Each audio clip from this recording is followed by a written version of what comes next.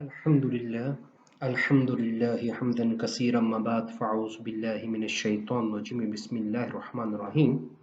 میرے عزیز طلبہ و طالبات، ایک مرتبہ پھر میں آپ کا انسٹرکٹر ڈاکٹر محمد حسنین آپ کی خدمت میں حاضر ہوں، اس امید و یقین کے ساتھ کہ اللہ تبارک و تعالی اس وبا کی صورتحال میں ہم سب کا حامی و ناصر ہو اور آپ یقینی طور پر اور آپ کے اہل خانہ اس سے محفوظ ہوں گے۔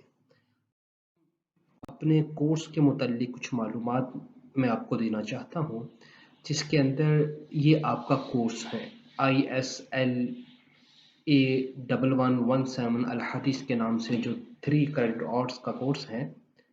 اس کورس کے ذریعے ظاہر بات ہے طالب علم کو احادیث کا پس منظر، ترجمہ و تراجم، ترجمہ و تشریح کی وضاحت کے ساتھ ساتھ احادیث کی عملی ترویج کے بارے میں معلومات فراہم کرنا۔ اس کا 6 پوائنٹ ہیں، کچھ حدیث کا معنی و مفہوم، اصطلاحات حدیث، حدیث کی اقسام، حدیث کی اقسام باللحاظ صحت، باللحاظ روایت اور کتب حدیث کا تعارف، جس کے اندر میں نے صحاح ستہ کو شامل کیا ہے۔ 6 کتب حدیث جو بڑی معروف ہیں اور تمام مکاتب فکر کا اس پر اتفاق بھی ہیں، اور 20 احادیث جس کو ہم نے فردن فردن ایک کر کے دیکھا ہے، اور جو کتب ہیں آپ کی اس کورس کی رہنمائی کے لیے وہ سیرت النبی صلی اللہ علیہ وسلم ہے جلد اول، جس کو مولانا شبلی نعمانی نے، اور حفاظت حدیث پروفیسر ڈاکٹر خالد علوی کی ہیں، اصول حدیث ڈاکٹر حمید اللہ کی ہیں، خطبات باولپور ہیں ڈاکٹر حمید اللہ کے۔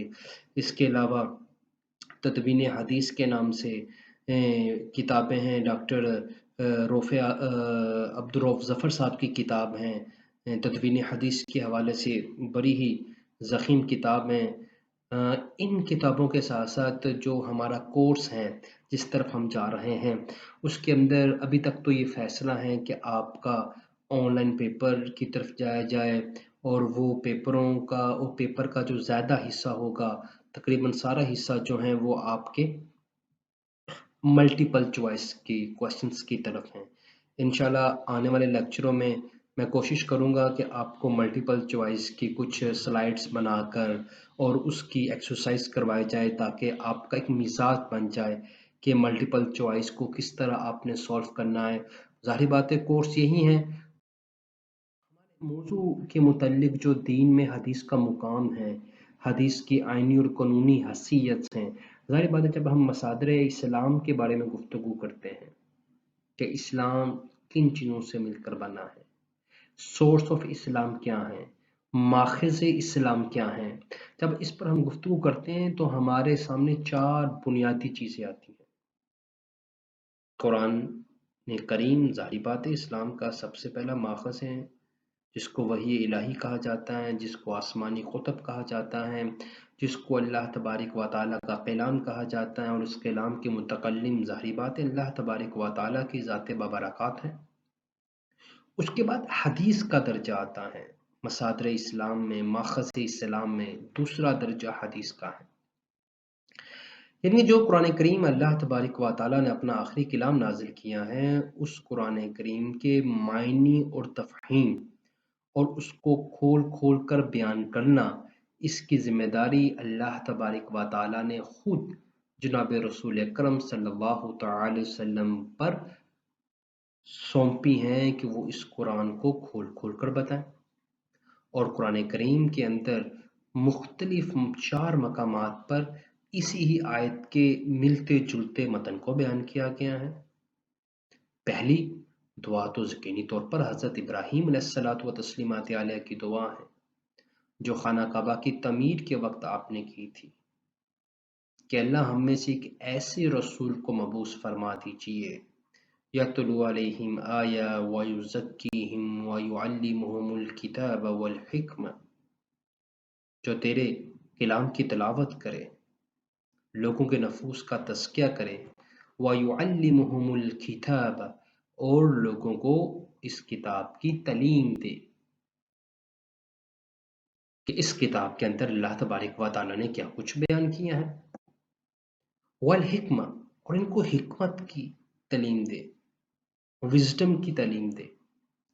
سورۃ آل عمران کے اندر، سورۃ البقرہ کے اندر، سورۃ الجمعہ کے اندر یہی کانٹیکس دیا گیا ہے، یہی ٹیکسٹ دیا گیا ہے. هو الذی بعث فی الامیین رسولا منہم یتلو علیہم آیاتہ ویزکیہم ویعلمہم الکتاب والحکمہ وَإِن كَانُوا مِن قَبْلُ لَفِي ضَلَالٍ مُبِينٍ. وہی تو اللہ ہے جس نے مبعوث فرمایا ہے امیوں میں سے ایک ایسا رسول جو اللہ تعالیٰ کی کتاب کی تلاوت کرتا ہے، ان کے نفوس کا تزکیہ کرتا ہے، کتاب کی تعلیم دیتا ہے، کتاب کی تفہیم کرتا ہے اور حکمت کی تعلیم دیتا ہے. وَإِن كَانُوا مِن قَبْلُ لَفِي ضَلَالٍ مُبِينٍ. تصدیق اس سے قبل یہ لوگ کھلی گمراہی میں تھے.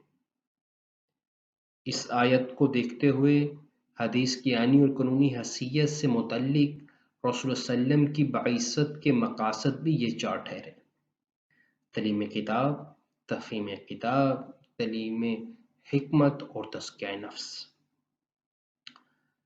قرآن کریم ظاہری بات عربی کی کتاب ہیں، اللہ تبارک و تعالیٰ کا آخری کلام ہے، اور اس قرآن کا مقصود و مطلوب تو خود انسان ہے.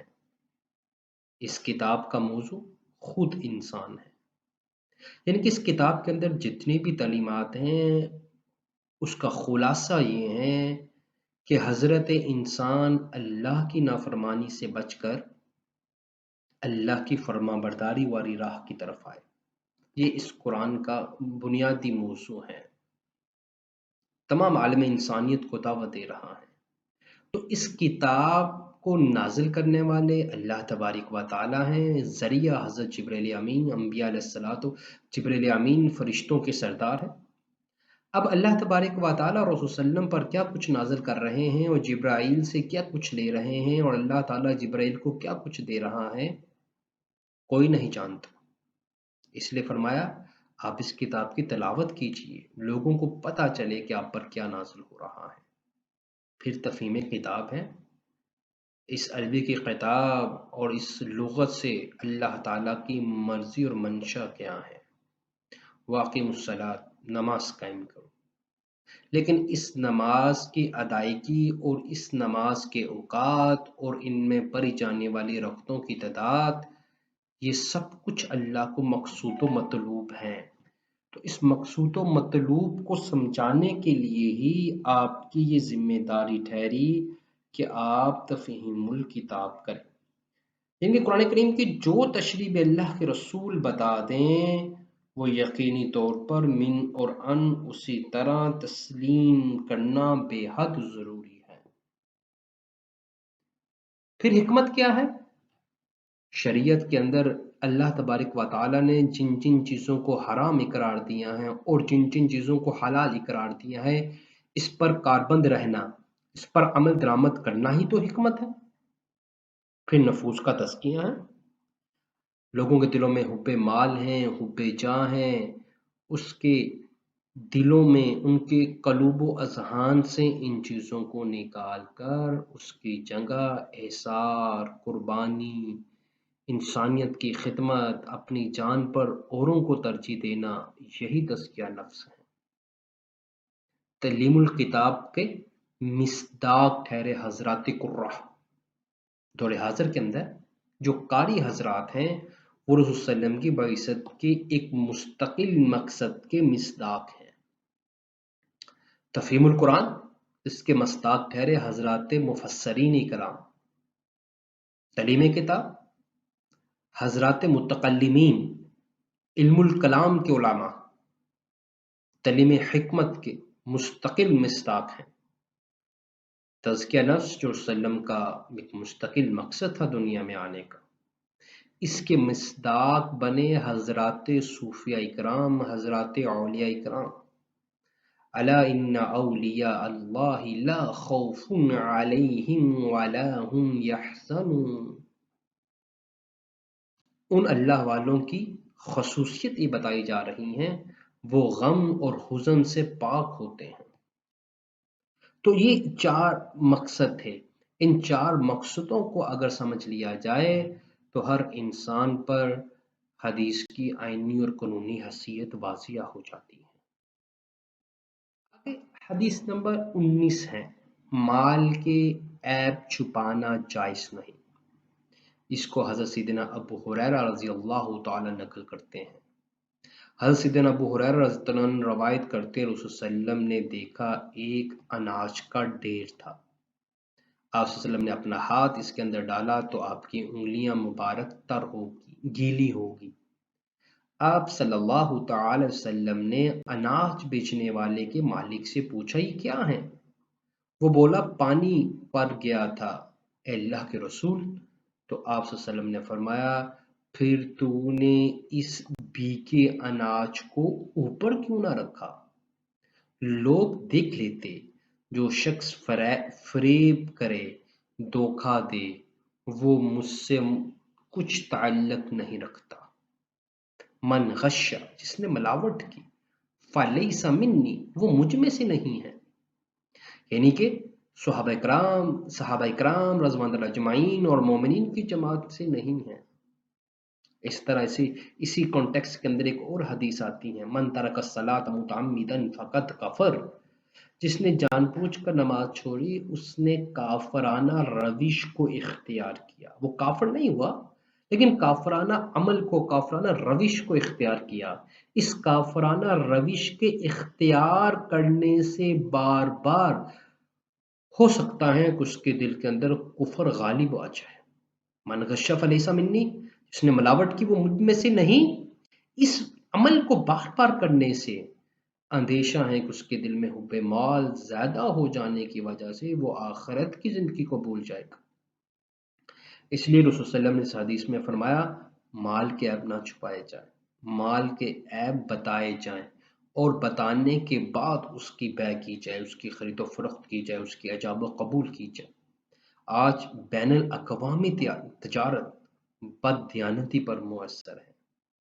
کہ اللہ تبارک و تعالیٰ سے آنے والے عذاب، آنے والے حالات ہمیں اس بات کی خبر دے رہے ہیں کہ ہماری معاشرت خراب ہے، ہمارے معاملات خراب ہیں۔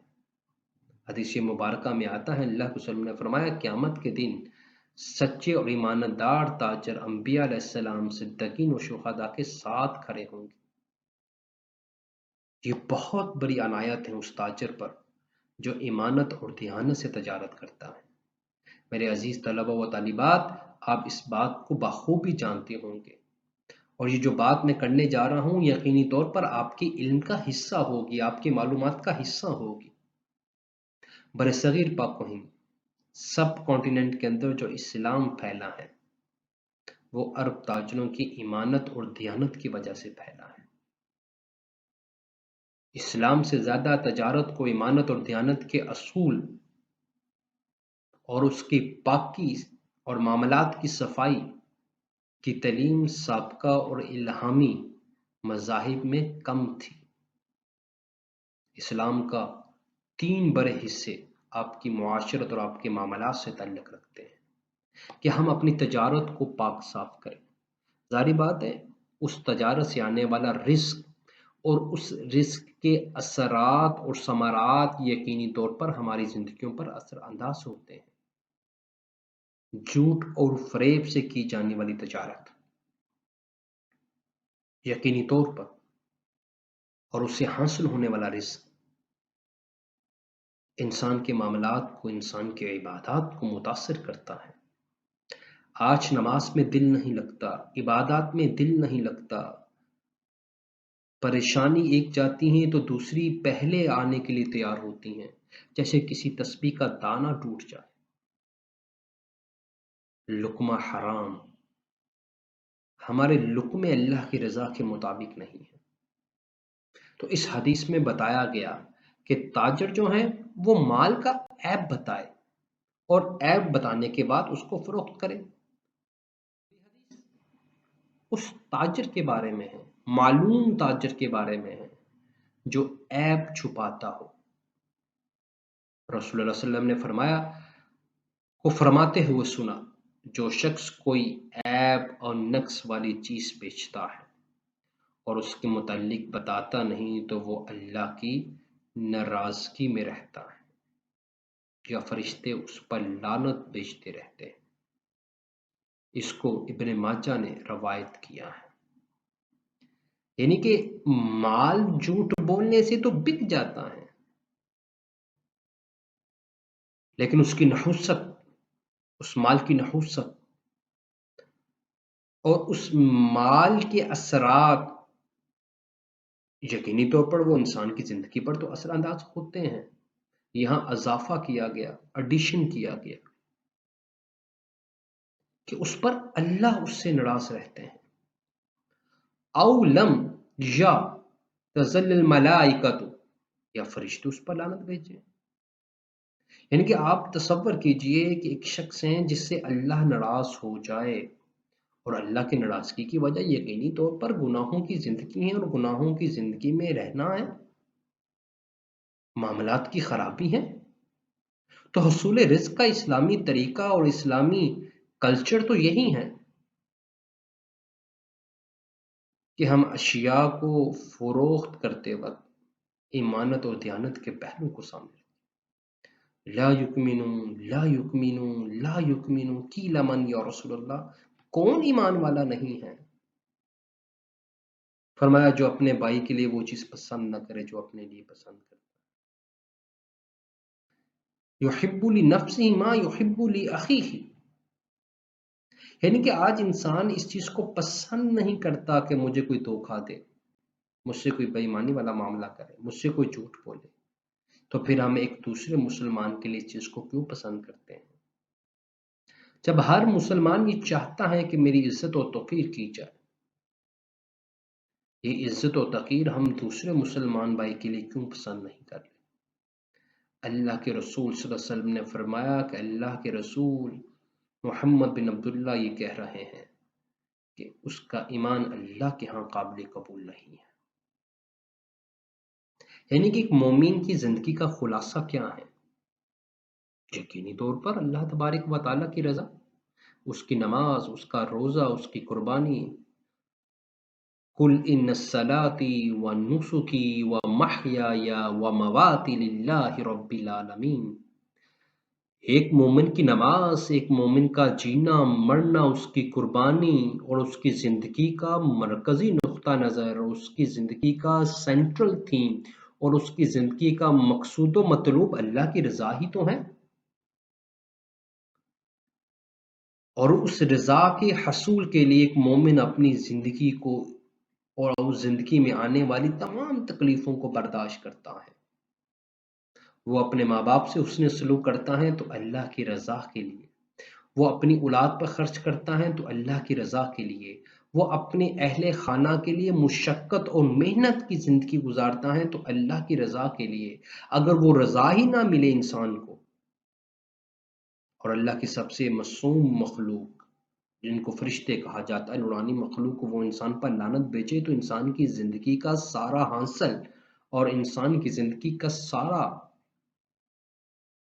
عبادات اور نیکیوں کا دار و مدار اور بڑھنے والی عمارت وہ تو ختم ہو کے رہ جاتی ہے۔ اس لیے بیع کو باطل قرار دیا گیا۔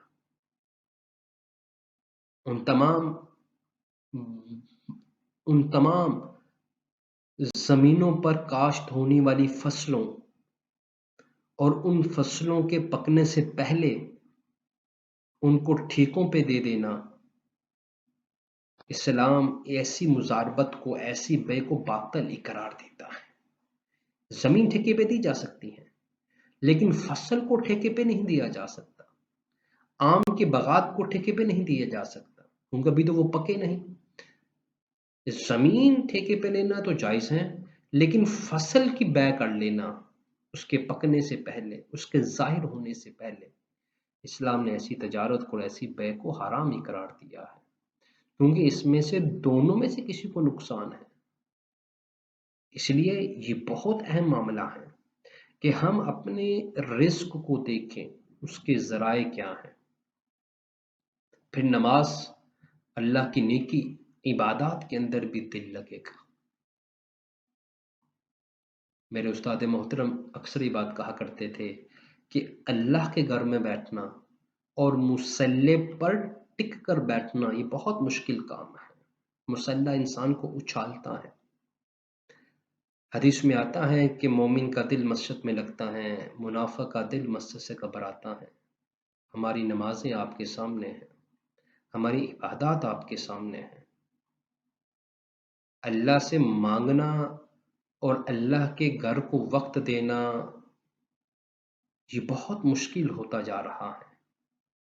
اس کی بنیادی وجہ یقینی طور پر وہ لقمہ ہیں جو ہمارے بدنوں میں جا رہا ہے۔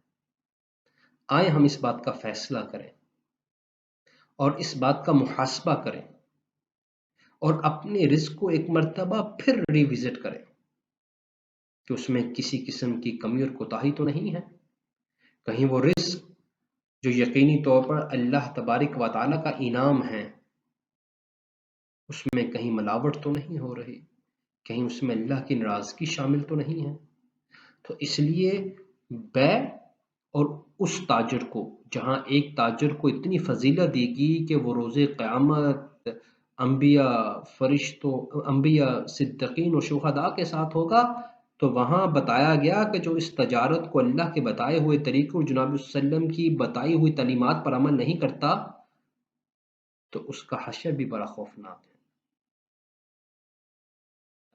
مجھے امید ہے کہ آپ نے آن لائن کلاسز کے ذریعے سے آپ کے علم میں بہت اضافہ ہوا ہوگا۔ میں اللہ رب العزت سے دعا گو ہوں کہ ان احادیث مبارکہ اور اس اسلامی علوم کی خیر و برکات ہمارے گھرانے میں اللہ تبارک و تعالیٰ نازل کرے اور اس کو خدمت کو اپنی بارگاہ میں قبول کرے۔ کوئی سوال ہو تو میں آپ کی خدمت کے لیے حاضر ہوں۔ ایک مرتبہ پھر اللہ تبارک و تعالیٰ سے دعا ہے کہ اللہ اس وطن عزیز کے اندر یہ جو وبا ہیں کرونا وائرس کی، اس سے ہمیں نجات دے دے اور اس کو کسی طرح ختم کر دے، اور اللہ تبارک و تعالیٰ کے لیے یقینی طور پر ایسا کرنا آسان ہے۔ اللہ ہم سب کا حامی و ناصر ہو۔ والسلام علیکم ورحمۃ اللہ۔